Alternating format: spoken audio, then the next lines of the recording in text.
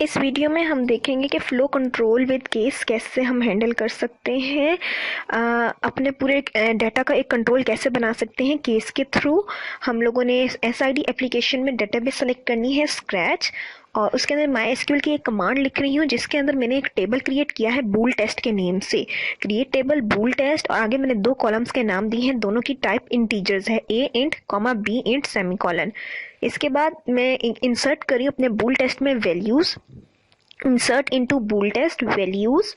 बूल test basically हमारा बूल test Boolean variable से है, बूलियन जो सिर्फ 2 ही वैल्यूज़ ले सकता है, या 1 या 0। सो बूल टेस्ट के अंदर वैल्यूज़ जो दी हैं वो मैंने ब्रैकेट्स में A को 1 दी है और B को मैंने 0 दी है, सेमीकोलन। उसके बाद बूल टेस्ट में से मैं सब कुछ सेलेक्ट कर रही हूँ, जितना भी कुछ मैंने डाटा इंसर्ट किया है वो सिलेक्ट हो जाए। Select static from bool test, semicolon, go किया तो A में 1 आ गया, B में 0 आ गया। ये हमारा टेबल था बूल टेस्ट जो अभी अभी हमने बनाया है। A और B इसके कॉलम्स के नेम्स थे, 1 और 0। इसमें मैंने डाटा ऐड किया था। सिलेक्ट करके एक अंदर हम लोग केस बनाते हैं। सिलेक्ट लिख के सेमीकोलन पहले लिख रही हूँ, देन एक केस का कीवर्ड ऐड किया है। इसमें होगा क्या, हम लोग केस बनाएंगे जब व्हेन A, देन आगे single quotes true, else ELSE का एक कीवर्ड है। ये पूरा फॉर्मेट है हमारी केस स्टेटमेंट का। Else single quote false, END as BOOL bool A।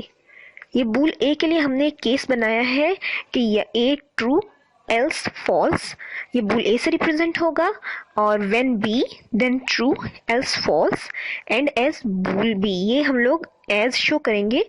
बूल हमने केसेस के नेम दे दिए हैं, बूल A और बूल B। और फ्रॉम बूल टेस्ट ये सिलेक्ट करें हम बूल टेस्ट में से। ये जो हमारा डाटा है, जहाँ जहाँ हमने किया होगा वहाँ पे हमारा ये केस चलेगा और वैल्यूज ट्रू या फॉल्स हो जाएंगी।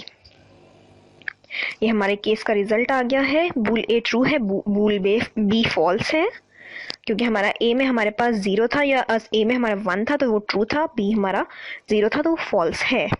अब हमने जो टेबल बनाया था वो ड्रॉप कर देते हैं। Drop table if exist bool test, उसको हमने ड्रॉप कर दिया।